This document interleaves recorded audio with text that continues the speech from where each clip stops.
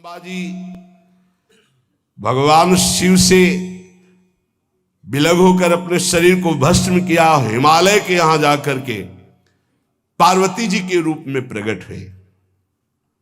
हिमालय पुत्री पार्वती बाल्यावस्था से ही निरंतर ध्यानस्थ रहना शिव अनुराग में। जब किशोर अवस्था हुई, किसी से कोई संभाषण नहीं करती थी माता जी, हर समय भगवान शिव के ध्यान में निमग्न रहना, कठोर तप करना शुरू कर दिया। जो बिल्व पत्र सूख कर गिर जाते थे, माता जी उसको अपने मुख में रख करके पा लेती। एक बिल्व पत्र, अपर्णा, शरीर सूखने लगा। माता जी का नाम अपर्णा, भारी तपस्या। भगवान शंकर को एकदम बोध हुआ कि सती का जन्म पार्वती के रूप में हिमालय के यहां हो चुका है और वो हमारे लिए कठिन तपस्या कर रही है।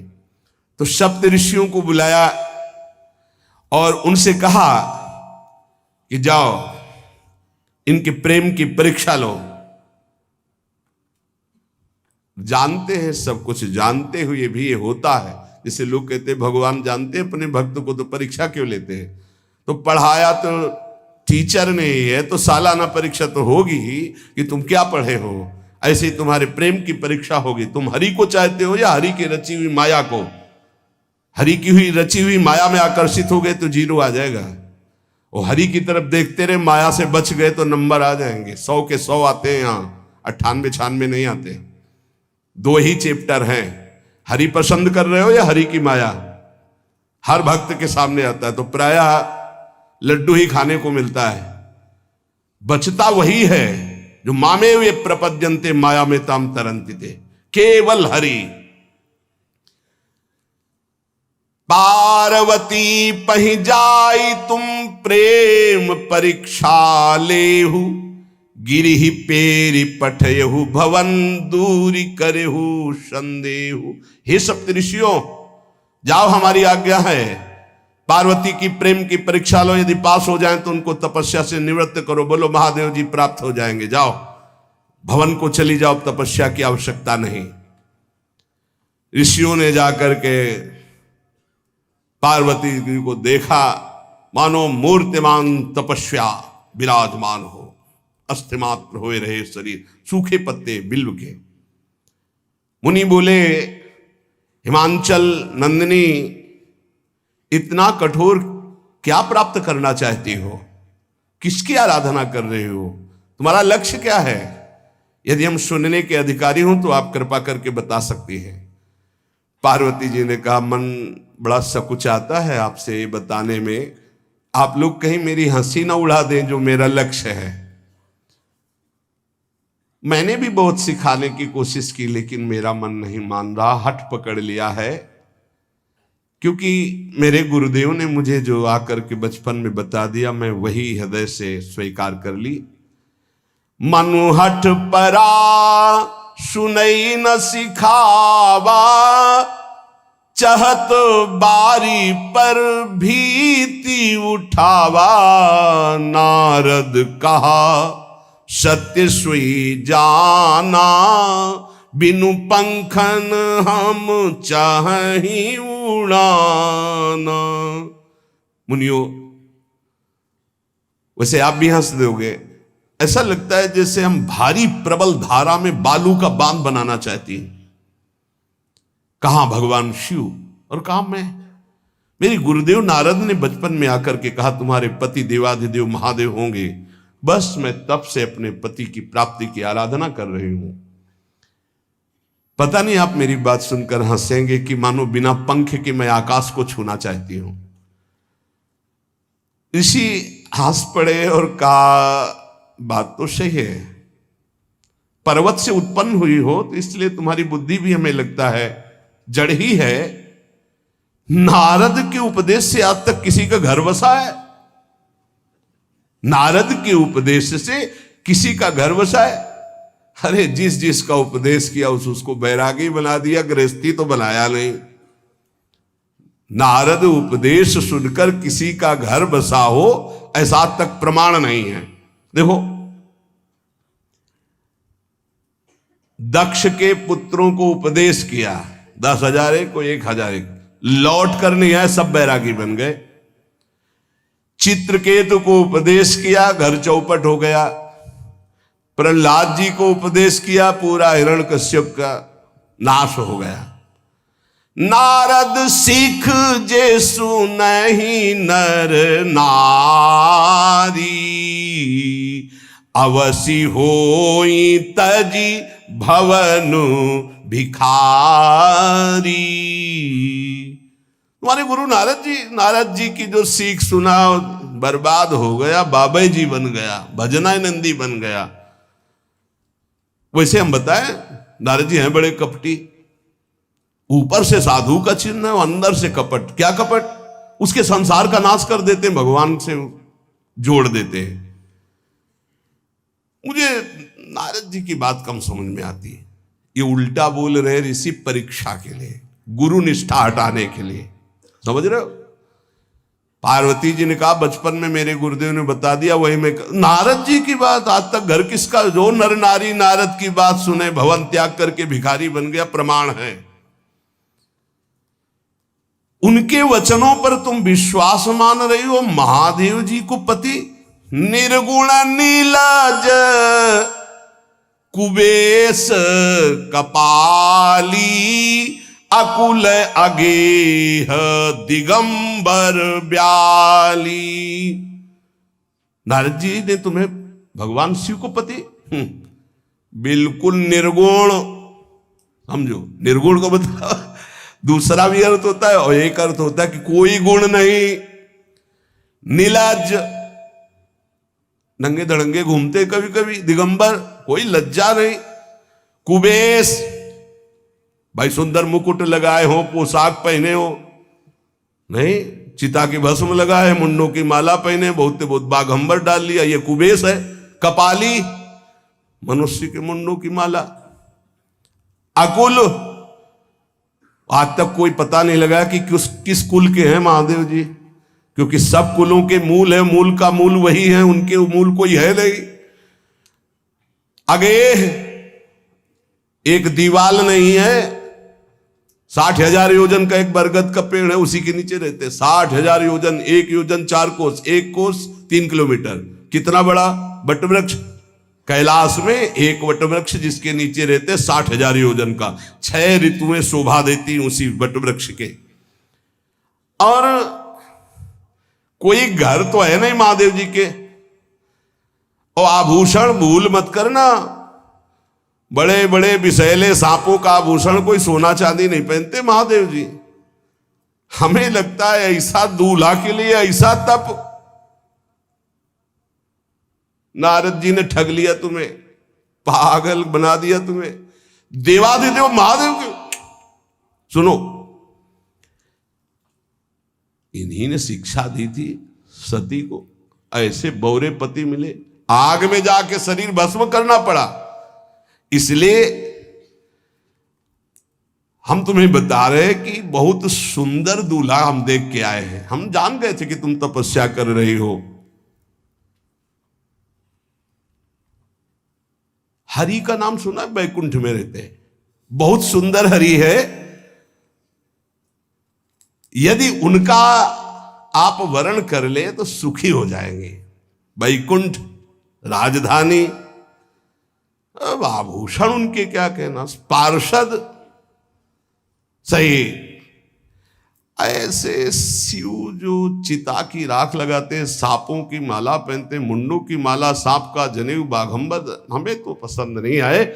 और हमारी बात मान लो, ऐसे के पास स्त्रियां टिक नहीं सकती जिनके घर नहीं, आभूषण नहीं, धन नहीं, कोई भोग सामग्री नहीं, उदासीन, उनको किसी से मतलब नहीं। तो सुनो, हमारा विचार स्वीकार कर लो। अति सुंदर सुचि सुखद सुशीला, गावहि वेद जासु जस लीला। असबर तुम्हि मिलावब आनी। बहुत सुंदर त्रिभुवनपति, बड़े सुशील, गुणवान, जिनका यश वेद गाते गाते अघाते नहीं है, कोई दोष नहीं, सद्गुणों के समुद्र, लक्ष्मीपति वैकुंठाधिपति, तुम्हें कुछ नहीं करना। हां बोलो, वो आएंगे, गरुड़ पे बैठाल के ले जाएंगे, तपस्या करने की जरूरत नहीं। पार्वती जी बहुत हंसी, सुनति विहसी कहा वचन भगवान। अच्छा अच्छा अच्छा, आपने ठीक कहा कि पर्वत से हमारा प्रादुर्भाव हुआ है, इसलिए आपको यह भी पता होगा कि पर्वत बहुत हठीला होता है, जहां डटा है वहीं डटा रह सकता है। सुनो, पर्वत से सोना भी उत्पन्न होता है, जो आग में जलाने पर भी अपना तेज बढ़ाता है, घटाता नहीं। तुम मेरे गुरुदेव के प्रति ऐसा बोले कि वो जिसको उपदेश करते हुए उसका घर उजड़ जाता है, तो बसौ भवन उजरो नहीं डरो, पर नारद बचन न मैं परिहरऊं। अपने गुरुदेव के एक भी शब्द को मैं नहीं काट सकती, चाहे मेरा जीवन रहे या ना रहे। बसन हमारा और हमारा भवन, हमारा श्रृंगार, हमारा सर्वस्व, ये मिले या ना मिले, पर हमारे महादेव जी मुझे मिले।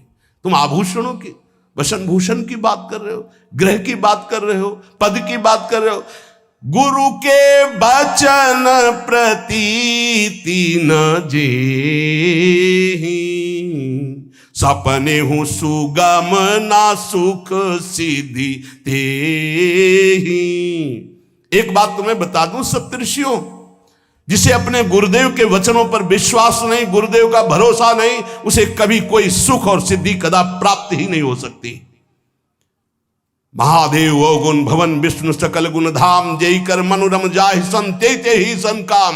आपने बताया कि महादेव में कोई गुण नहीं है और विष्णु समस्त सद्गुणों के धाम है, मैं मानती हूं, लेकिन मेरा मन महादेव जी से रम गया है। अब तो केवल महादेव जी, पहले मिलते हो सलाह करते तो तुम्हारी बात सुनती, अब तो गुरुदेव नारद जी ने जो उपदेश किया वही मैं करूंगी। अब मैं जन्म संभुहित हारा, को गुण दूषण करे विचारा। ये इष्ट निष्ठा होनी चाहिए। अब तो हमारा जन्म आराध्य देव के लिए, अब कौन गुण दोष का चिंतन करे। जन्म कोटि लग रगर हमारी, बरऊं शंभुनता रहूं कुमारी। करोड़ जन्म लूंगी, अगर इस जन्म में महादेव जी ने मिले तो करोड़ जन्म लूंगी, हर जन्म तप करूंगी, पर हमारे प्रीतम होंगे महादेव, पति होंगे महादेव। तजऊ न नारद कर उपदेशु, आपु कहीं सत बार महेशु। हजार बार आकर के, सैकड़ों बार आकर महादेव जी भी कहें कि अपने गुरुदेव के वचन छोड़ दो, तो मैं अपने गुरुदेव के वचनों का त्याग करने वाली नहीं। आप जा सकते हैं, बहुत जगत में कुंवारी कन्याएं और कुंवारे वर हैं, उनका ब्याह करा दीजिए। मेरी तो केवल एक ही बात रहेगी, हर जन्म महादेव जी के लिए। समस्त सप्तऋषियों ने साष्टांग दंडवत की और कहा, जगदम्बा आप नित्य शिव की अर्धांगिनी, भगवान शिव ने ही मुझे भेजा था आपकी परीक्षा के लिए।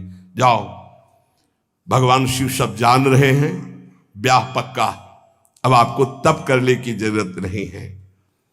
तुम माया भगवान शिव, सकल जगत पितुमात, नाई चरण सिर मुनि चले, पुनि पुनि हर्षत गात। प्रणाम करके सप्तऋषि गए, हिमांचल से कहा, सादर अपनी कन्या को लिवा लाओ और ब्याह की तैयारियां शुरू करो।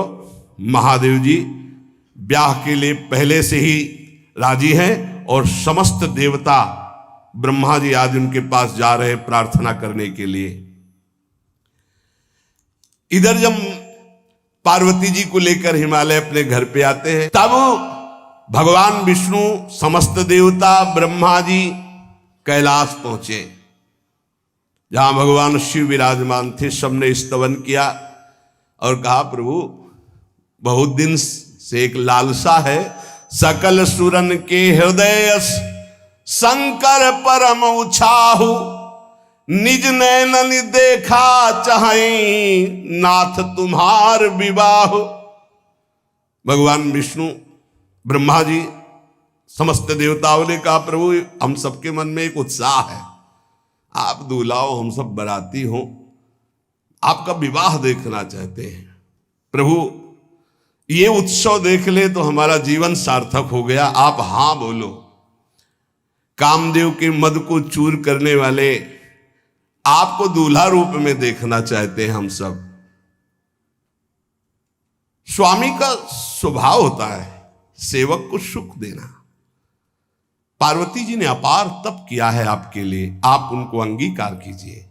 भगवान विष्णु ब्रह्मा जी की प्रार्थना सुन करके भगवान शिव जी ने कहा, तथास्तु, ठीक है, ब्याह पक्का। देवताओं ने नगाड़े बजाए, फूलों की वर्षा होने लगी, देवाधिदेव महादेव की जय के नारे कैलाश में गूंजने लगे। सप्तऋषि भगवान शिव के पास आए, कहा, प्रभु बड़ी अनन्य है पार्वती जी आपकी, अखंड प्रेम है।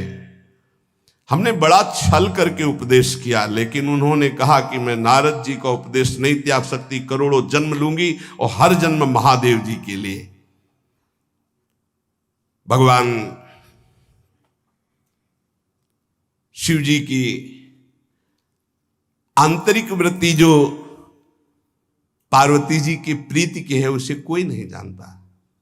बहुत विरह में रहे, ऐसा न समझे कि देवाधिदेव महादेव जी परम उदासीन है, नहीं। सती जी के वियोग में बड़ी विचित्र दशा महादेव जी की हुई थी। सप्तऋषि फिर गए पार्वती जी के पास और कहा, अभी बीच में घटना घट गई, कामदेव गया था महादेव जी की समाधि को भंग किया, तो महादेव जी ने कामदेव को भस्म कर दिया, तो अब ब्याह का मतलब क्या रह गया। भवानी ने कहा, तो तुम क्या अभी तक भगवान शिव को कामयुक्त देखते थे क्या? क्या तुम समझते हो तुम्हारे जान काम अब जा रहा? अरे अब लग शंभु रहे सभी कारा। तुम्हारी नजर में अभी तक भगवान भिखारी थे और अब काम को भस्म किया है।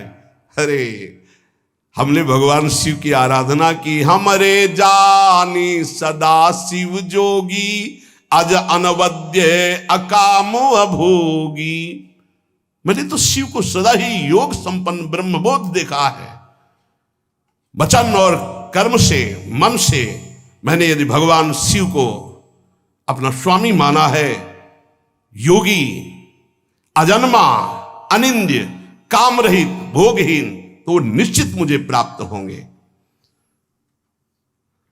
भगवान शिव के पास फिर सप्तऋषि गए, बोले, प्रभु गजब की निष्ठा है, केवल आपके प्रति प्रेम है।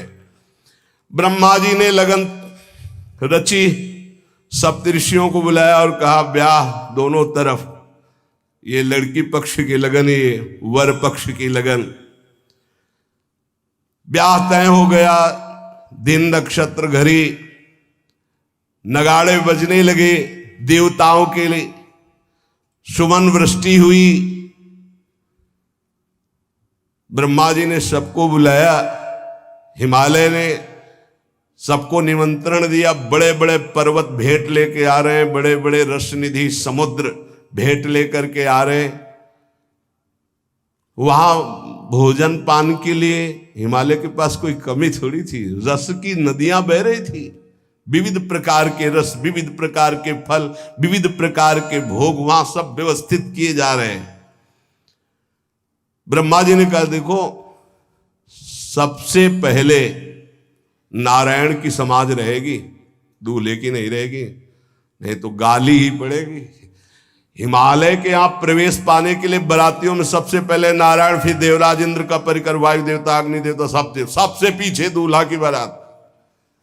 बात तय हो गई। ऐसे ऐसे सब लगे संवारन सकल सुर, वाहन विविध विमान, हो ही सगुन मंगल सुबद, करहीं अप्सरा गान।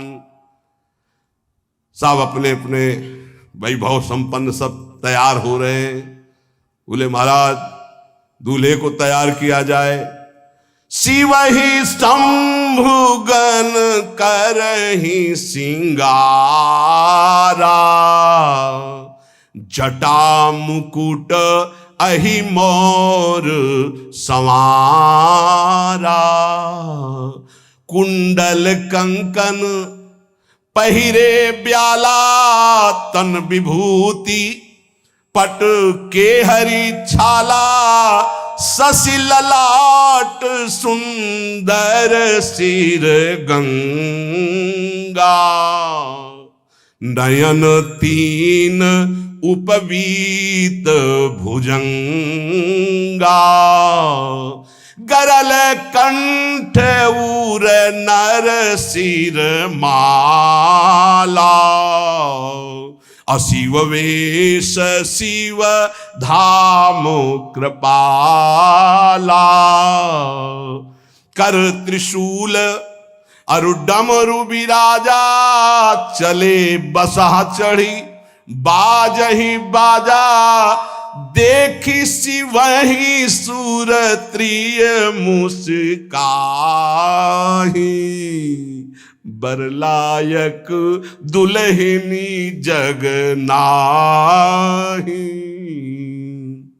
दूल्हे की तैयारी हो रही भाई। चिता की भस्म, चिता की भस्म, जैसे पाउडर ले गए पहले चिता की भस्म लगाई गई। अब जटाएं बांधी गई। जटा ऐसे त्रिभुवन का विनाश जब करना होता, जटा खोलकर जब तांडव करते तो कोई नहीं बचता। जटा कटा संभ्रमम भ्रमण निलंप निर्झरी, बिलोलवी चिवल्लरी विराजमान मूर्धनि। धगत धगत धगत जो ललाट पट्ट पावके। तीसरा नेत्र मानो विश्व का विनाश करने के लिए उसे पटबंद किए हुए विशाल जटाएं। जटा का तो मुकुट सवार आ गया। अब जटा बंधे का ऐसे सांप, ये मुकुट सांप। और कुंडल करिया और भूरी भी थी। हाँ, सोने चांदी के लिए डंक मार दे तो बेहोश हो जाओ ऐसे। पहिरे ब्याला, बाजूबंद छोटे फण वाले है। कोई पनिहा, कोई दुमहा ऐसे। और ऐसे जनेऊ वासुकी नाग, गले के माला भगवान का विभूत, ऐसा स्वरूप है। और शेर की छाल नीचे। शशि ललाट, द्वितीया का चंद्र, शशि ललाट, ये मुकुट द्वितीय का चंद्रमा। सुंदर सिर गंगा, भगवती गंगा फवारे ले उठते जटा के बीच से गंगा जी। नयन तीन, माथे वाला बंद है, दो खुले हैं। उपवीत भुजंगा, जनेऊ वासुकी नाग। गरल कंठ, नीलकंठ विष यहां रोके हुए। और मुंडों की माला, हाथ में त्रिशूल, डमरू बंधा हुआ, नंदकेश्वर पे सवार। बोले ऐसे दूल्हा के लिए दुल्हन तो त्रिभुवन में नहीं मिलेगी। ऐसा दूल्हा दुल्हन का मिलेगी। अच्छा, दूल्हा सज गया। ब्रह्मा जी ने देखा, बोले महाराज आगे आपकी सवारी। नारायण भगवान उनके चतुर्भुज पार्षद, शोभा सुगंध सौरभ। आगे गरुण पे सवार, पीछे हंस पे सवार ब्रह्मा जी अपना परिकर। देवराज इंद्र, भगवान विष्णु जी दूल्हे की तरफ देखे, बोले महाराज विष्णु कहा अस बिहस तब बोल सकल दिशराज। बिलग बिलग होई चलो सब निज निज सहित समाज। कोई भी दूल्हे के पास मत फटको, पीछे रहने दो, सब अलग अलग समाज चलो। नहीं पानी नहीं मिलेगा हिमालय के अगर आगे ये हुई तो। अब तो वर अनुहारी बरात न भाई, हंसी करहियो पर पुरजाई। नारायण ने कहा कि दूल्हा के अनुरूप ही हम सब बराती नहीं भैया, दूल्हा सबसे पीछे, सब बराती क्रम से पहले हम, फिर ब्रह्मा जी, फिर देवराज इंद्र, ऐसे सब। भगवान शिव ने कहा तुम अपने पार्षद सब लिए हो, तो हम बुलाते हैं। श्रृंगी निकाली, जे ही बजाया तो भगवान शिव के पार्षद आ गए। शिव अनुशासन सुनि सब आए, प्रभुपद जलज शीस तिन, जय हो महाराज की आज्ञा करो। अरे बोले विवाह हमारा बहुत दिलों से आओ। घुचप्पा जैसे देखो ना, अगिया बैताल। हाँ अब कैसे शिव के बराती हैं, जरा ये आगे पार्टी तो निकल गई बंदनी। ये जो भगवान शिव ने बुलाया बरातियों को, अपने साथियों को मुखहीन विपुल मुख काहू, बिनु पद कर को बहुपद बाहू, विपुल नयन को नयन विहीना, रिष्ट पुष्ट को अति तन खीना। किसी के एक को मुख नहीं, केवल मांस का पिंड है, और किसी के पूरे शरीर में मुख ही मुख है। किसी के एक भी हाथ पैर नहीं है, लुढ़कता चल रहा है, और किसी के बहुत से हाथ पैर हैं। किसी के नेत्र नहीं है, किसी के बहुत नेत्र हैं, बड़ा विचित्र। किसी के हड्डी हड्डी है तो कोई बहुत मोटा है, कोई बहुत पतला है। तनखीन को अति पीन, पावन को अपावन, गति धरे भूषण कराल, कपाल कर सब सद्य सोनित तन भरे। खरस्वान सुमर सुकाल, मुख गन भेष अगणित को गने, बहु जिनस प्रेत पिशाच जोगी, जमात वर्णत नहीं बने। पिशाचिनी खून लपेटे नाच रहे, भगवान शिव का विवाह। और भूत और किसी के सुअर के मुंह, किसी के कुत्ता के मुंह, किसी के गधा के मुंह, बड़ा विचित्र भेष भगवान के शिव के पास। नाचहि गावै गीत, कौन अप्सरा गंधर्व नहीं, परम तरंगी भूत हो, ऐसे बच रहा है। ये गान हो रहा, हड्डी हड्डी है भूत की, भगवान शिव के सामने नाच रहा है, गा रहा। कैसा शोभा होगी, खून लपेटे पिशाचिनी, अगिया बैताल, रोड लाइट, अगिया बैताल, भगवान शिव की बारात। भूत प्रेत बड़े मौजियल, स्वामी का विवाह हो रहा है, खूब छिड़क कर नाच रहे, देख ले तो मूर्छा आ जाए। अब बनी है बारात, तो जस दूल्हा तस बनी बराता। बाजा कौन बाज रहे हैं? कोई गाल बजा रहा है, कोई मुंह बजा रहा है, वो बैंड थोड़ी बज रहे, कोई चीख रहा है। तो जैसे अलग अलग नहीं, तुरही बज रही, ये बज, वहां कोई बाजे नहीं, सब भूत है, भूत प्रेत पिशाचिनी, ऐसे स्वर निकल रहे हैं। अब भगवान शिव चले नंदिके पर सवार होकर, जस दूल्हा तस बनी बराता। हिमालय बड़े उत्सव में है, देवाधिदेव महादेव जी की महिमा हिमालय की पत्नी से नारद जी ने सब सुना रखी है। अब तो जितने भी सुंदर सुंदर सब पदार्थ, सब व्यवस्थाएं, सब किए, हाथ जोड़े खड़े हैं। जगदम्बा जहां विराजमान है, वहां सिद्धियों की कौन सी कमी है। ये हुआ कि जय हो बारात पधार रही है, सामवेद का गान करते हुए गरुड़ पर विराजमान भगवान नारायण। सब हिमालय वासी ओहो धन्य है, धन्य, यही दूल्हा है, बाराती है। तो दूल्हा तो भी बहुत सुंदर होंगे, सब देख के लुभायमान हो गए, नारायण परिकर सब। पीछे देखा हंस पर सवार भगवान ब्रह्मा जी, चतुर्मुख, वेद सब। दूल्हा पीछे, गांव के नगर के लोग है ना, ये दूल्हा नहीं, सयाने लोग कहते हैं दूल्हा। दूल्हा तो ये तो ब्रह्मा जी है, देवराज इंद्र, ये दूल्हा? नहीं नहीं नहीं, ये दूल्हा नहीं, ये दूल्हे की बाराती है। वो गजब, इतने सुंदर दूल्हे के बाराती, तो दूल्हा तो फिर बहुत हृदय में आनंद है, उत्साह है। नगर की बालक बालिकाओं नववधुओं को ऐसे देख रहे, दूल्हा कौन है ऊपर से चढ़े। जब सब निकल गए तो बहुत हृदय में आनंद था कि अब दूल्हा के दर्शन होंगे। जोई दूल्हा की पार्टी आई, शिव समाज जब देखन लागे, भीतरी चले बाहन सब, जितले अगवाली कर ले आए थे धोती संभाल के जान बचा के भागे। जो बड़े बूढ़े थे, जो महिमा सुने थे, वो धरि धीरज ताहां रहे सयाने, बड़ी हिम्मत करके रुके कि शिव हैं। लेकिन जो नौजवान बालिकाएं, बूढ़ी नौबहुएं, ये को वहां मंगलाचार में नहीं टिकी, सब अगवानी पे भाग पड़ी। धीरज धर करके बालक घर में पहुंचते, जवान पहुंचते, बहुएं, क्या बात है, तुम लोग भयभीत क्यों हो गए? कोई घटना घटी क्या ब्याह में?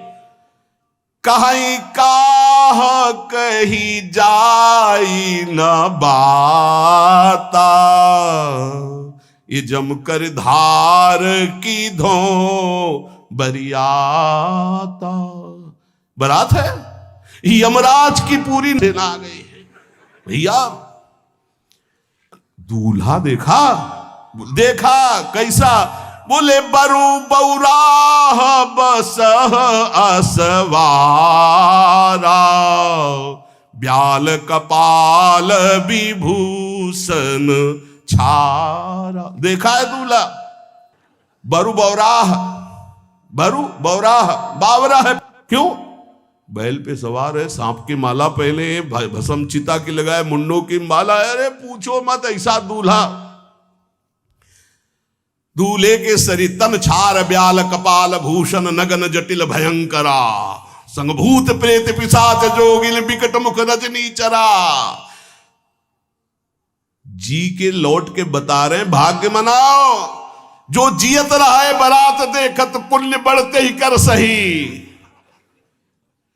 जिंदा लौट आए, बड़े पुण्य समझो। जो बारात देख ले और जिंदा रह जाए, बड़े भाग्य तिनके।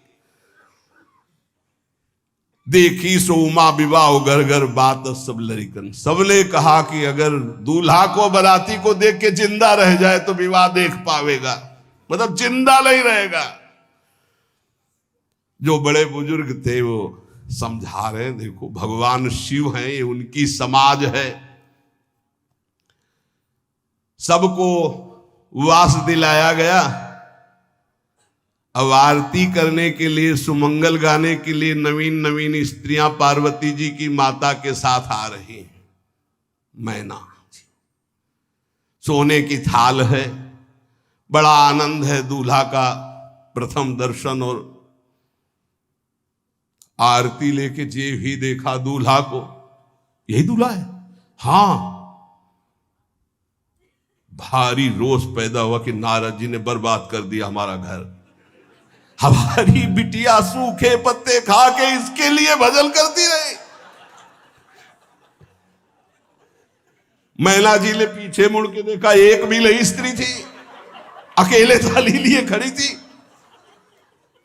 लौट के आई, उन्होंने कहा कि सब भाग क्यों पड़ी? बोले प्राण बचाए, ऐसे ऐसे करिया फुसकार रहे थे। कोई थाली पटक दी, आरती की गई। पार्वती जी को गोद में बैठाला और रोने लगी। बिटिया ऐसे के लिए भजन किए हो, ऐसे के लिए तपस्या किए हो? आंसू भर के कहा कि विधाता की बुद्धि मारी गई। जिसने तुम्हारी जैसी सुंदर कन्या, वो ऐसा बावरा दूल्हा, ये संयोग रचा है। बुद्धि खराब हो गई ब्रह्मा की।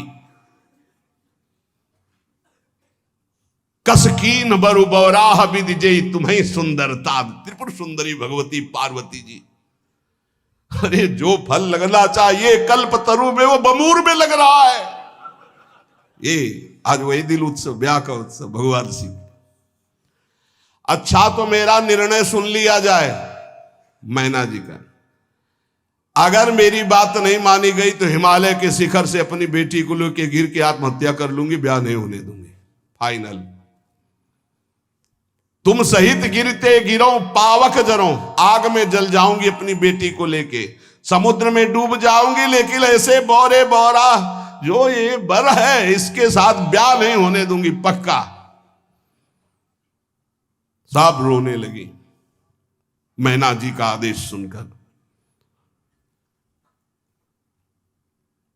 मैना जी कहती, हाय मैंने नारद जी का क्या बिगाड़ा था, नारद कर में काह बिगाड़ा, भवन मोर जिन बसत उजारा। कितना बढ़िया सब चल रहा था, बेटी को उपदेश किया कि वर तुम्हारे शिव देवाधिदेव महादेव, बर्बाद कर दिया सब। ऐसा दूल्हा, सच्ची मैं ठगी गई नारद जी के द्वारा, पर अब अपना घर बर्बाद नहीं होने दूंगी। क्या जाने नारद जी बेटी का प्रेम क्या होता है, बांझ कभी प्रसव की पीड़ा जानती है, क्या जाने बाबा जी है हमारी बेटी हो ऐसा दूल्हा। जब देखा कि मां बहुत गुरुदेव को उल्टा सीधा बोल रही है तो उन्होंने कहा, माता विचार पूर्वक, जननी ही बिकल बिलो की भवानी, बोली जुत विवेक मृदुबानी। मां विचार पूर्वक, तुम क्यों ऐसा आलाप कर रही हो, अगर मेरे भाग्य में ऐसा पति लिखा है तो तुम टाल नहीं सकती। कर्म लिखा जो बाउर नाहू, तो कत दोष लगाई काहू। तुम सन मिटे की विधि के अंका, व्यर्थ लेहू जनि मातु कलंका। मां मेरे भाग्य में ऐसा ही लिखा है, आप व्यर्थ में क्यों रो रही। जब पार्वती जी की ऐसी करुण बात सुनी तो सब स्त्रियां रोने लगी, विधाता को दोष लगा रही। नारद जी के पास हिमालय गए, बोले हम तो संभाल लेंगे, घर में सब गड़बड़ हो गया। अरे इनको समझाते कि ठीक से आते, कैसे आए हैं ये, जैसे विनाश कर ले आए हो। अरे ब्याह कर ले आए, घर में सब बिगड़ गया, मैना बिखर गई, ब्याह बंद, अब नहीं होगा, संभालो जाके।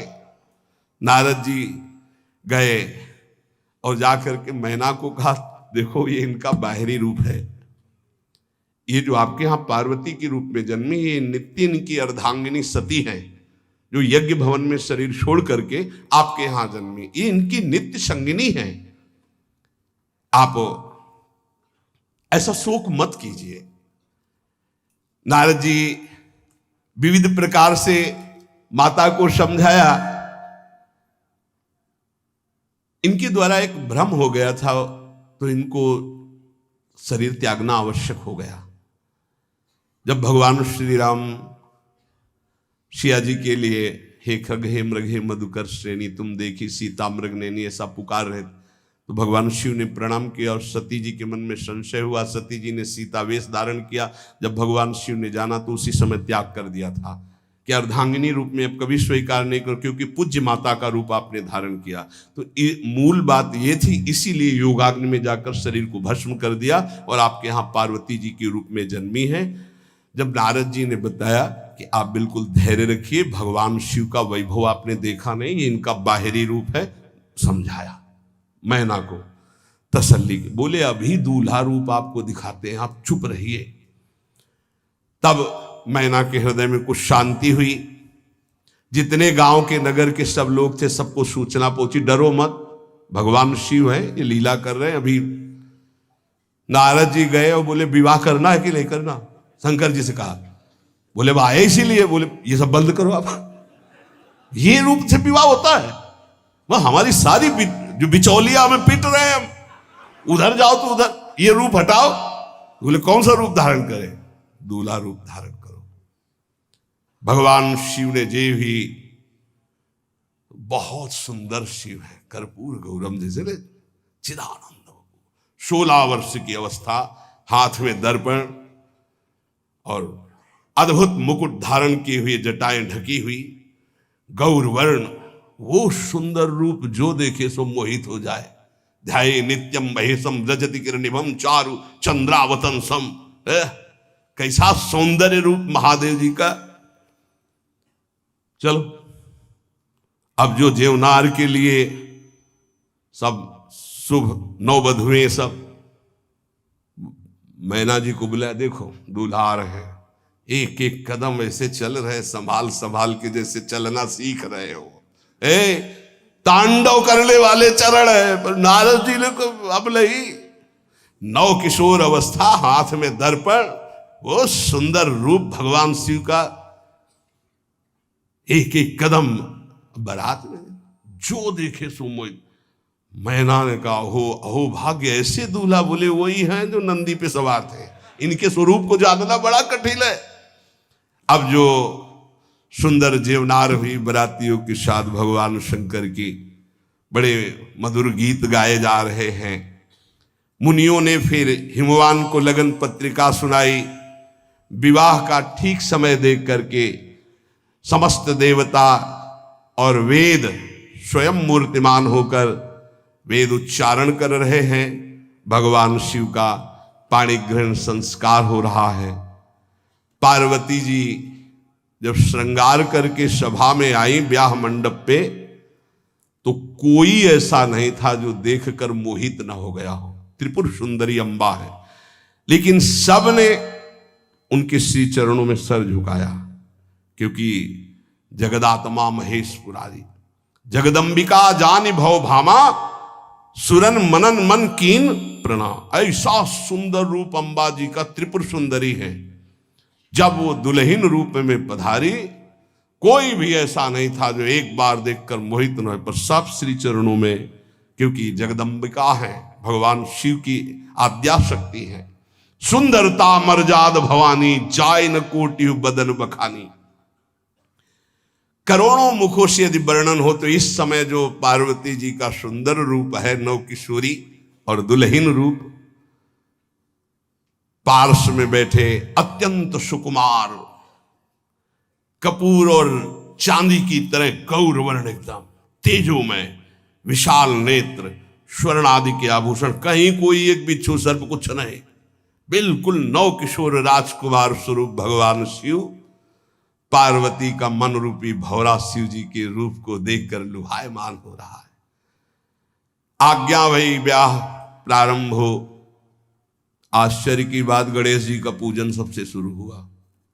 लियो, मुनि अनुशासन गणपति पूजे शंभु भवानी, गणानान्त्वा गणपति ग्वंघवामहे प्रियानान्त्वा प्रिय।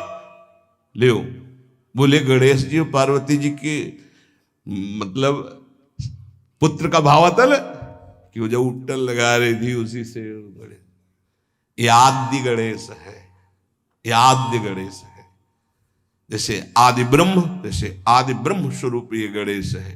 भगवान शिव और पार्वती जी ने प्रथम गणपति पूजन किया। मुनि अनुशासन गणपति ही पूजे शंभु भवानी, कोसुनि संशय करे जनी। ये अनादि जी जान, कोई संशय मत करना कि वो पुत्र है जो पार्वती जी से प्रकट हुए। बोले नहीं, ये अनादि गणपति का पूजन हो रहा है, जो ब्रह्म गणपति है। जस विवाह कै विधि श्रुति गाई, महामुनिन सो सब करवाई। गही गिरीश कुश कन्या पानी, भवई समर्पी जानी भवानी। पाणी ग्रहण संस्कार किया, कन्यादान। ये बहुत बड़ा गृहस्थ धर्म में परम पावन है। देखो, जो हमारी पूर्व धर्म मर्यादा की संस्कृति कितनी पावन संस्कृति है, जिसको आज हम भूलते चले जा रहे हैं, मनमानी आचरण करते चले जा रहे हैं। इसलिए गृहस्थ भी सुखमय नहीं रह गया है। गृहस्थ अगर धर्म के अनुसार हो तो उसको परम पद की प्राप्ति होती, परम मंगल होता है। बहुत ये जो हमारी धर्म मर्यादा है बहुत सुख देने वाली है, लेकिन इसका प्रतिदिन उल्लंघन ही होता जा रहा है। न माता से मतलब, न पिता से मतलब, मनमानी आचरणों से मतलब, जो मन जैसे आवे वैसे बहे, ये हमारी धर्म मर्यादा। देखो स्वयं भगवान कैसी मर्यादा है, पानी ग्रहण कर रहे, कुछ जल मंत्र, ब्रह्म ऋषि साक्षी, फिर पानी ग्रहण। पानी ग्रहण जब कीन महेशा, ये हर से तब सकल सुरेशा। वेद मंत्र मुनि बर उच्चरहि, जय जय जय शंकर सुर करहि। बाजहि बाजन विविध विधाना, सुमन वृष्टि नभ भय विधि नाना। जिस समय पाणी ग्रहण भगवान देवादिदेव महादेव रंबा पार्वती का हुआ, समस्त देवता मुनिगण वेद मंत्र उच्चारण करते हुए जय हो जय हो जय हो, विविध बाजे बज रहे, पुष्पों की वर्षा हो रही। हर गिरजा कर भयउ विबाहु, सकल भुवन भरी रहा उछाहु। भगवान शिव और पार्वती जी का विवाह संपन्न हुआ। बहुत कुछ श्री चरणों में भेंट रख करके हिमांचल ने प्रार्थना की, प्रभु आप तो कृपा के समुद्र हैं, अगर मेरी पुत्री से कभी कोई गलती हो जाए तो क्षमा करना।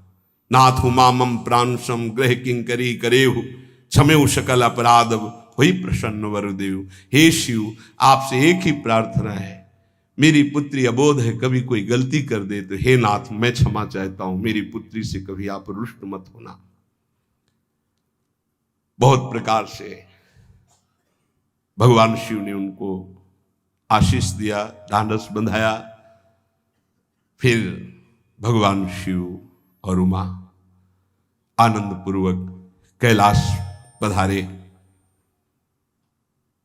चरित सिंधु गिरजा रमन, वेद न पावहि पारू।